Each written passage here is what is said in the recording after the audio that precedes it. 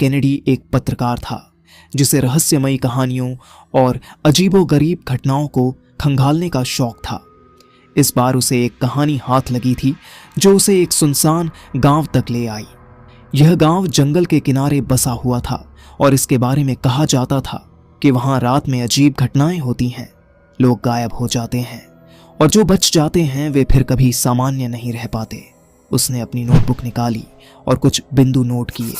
उसके पास एक पुरानी बाइक थी जिससे वह रात को ही जंगल की ओर निकल पड़ा।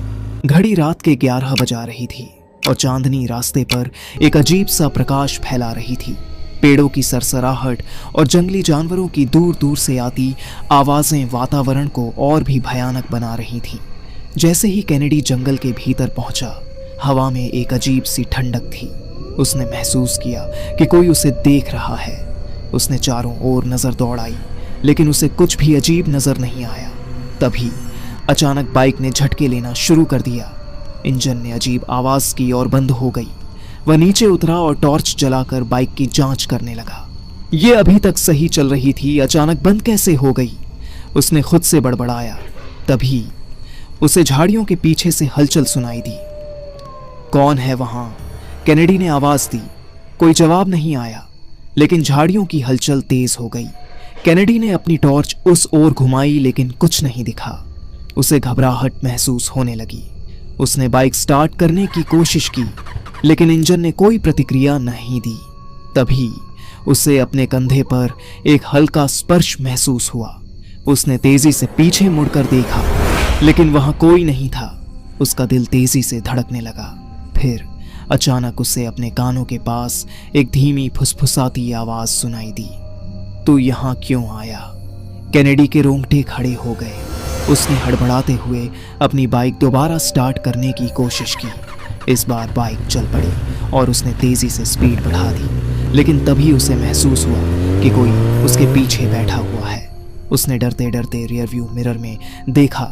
उसकी आत्मा जैसे शरीर छोड़ने वाली थी। एक जली हुई आकृति जिसकी आंखें सुर्ख लाल थीं, उसकी बाइक के पीछे बैठी थी। उसकी सांसों से सड़े हुए मांस की गंध आ रही थी। रुक जा! वह आकृति गुर्राई। कैनेडी ने पूरी ताकत से बाइक भगाई, लेकिन जैसे ही उसने आगे देखा, सामने एक बड़ा पेड़ आ गया। बाइक सीधी जाकर उससे टकराई और कैनेडी हवा में उछलकर नीचे गिर पड़ा। जब उसे होश आया तो वह एक अंधेरे कमरे में था। कमरे में एक पुराना लकड़ी का दरवाजा था और खिड़की पर मोटे पर्दे लगे हुए थे। बाहर से किसी के चलने की आवाज आ रही थी। मैं कहाँ हूं? उसने खुद से पूछा। वह धीरे से उठा और दरवाजे के पास गया। उसने दरवाजा खोला और बाहर झांका। वह एक पुराने उजड़े हुए गांव में था। घरों की दीवारों पर खून के धब्बे थे और कुछ घरों के दरवाजे अधखुले थे, जैसे वहां कोई रहता ही नहीं था। तभी उसे वही फुसफुसाने वाली आवाज फिर सुनाई दी। तू यहां क्यों आया? कैनेडी ने हिम्मत जुटाई और आवाज की दिशा में बढ़ा। उसने देखा कि गांव के बीचों बीच एक पुराना कुआं था। उसकी दीवारों पर अजीब संकेत खुदे हुए थे। जैसे ही वह कुएं के पास पहुंचा, उसे महसूस हुआ कि कोई उसके पीछे खड़ा है। उसने पीछे मुड़कर देखा तो वही जली हुई आकृति वहां खड़ी थी। इस गांव के लोग मेरे साथ बहुत बुरा किया था।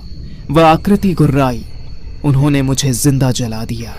अब जो भी यहां आता है, मैं उसे अपने साथ ले जाता हूं। कैनेडी ने भागने की कोशिश की, लेकिन उसके पैर जमीन से चिपक गए। आकृति उसके करीब आई।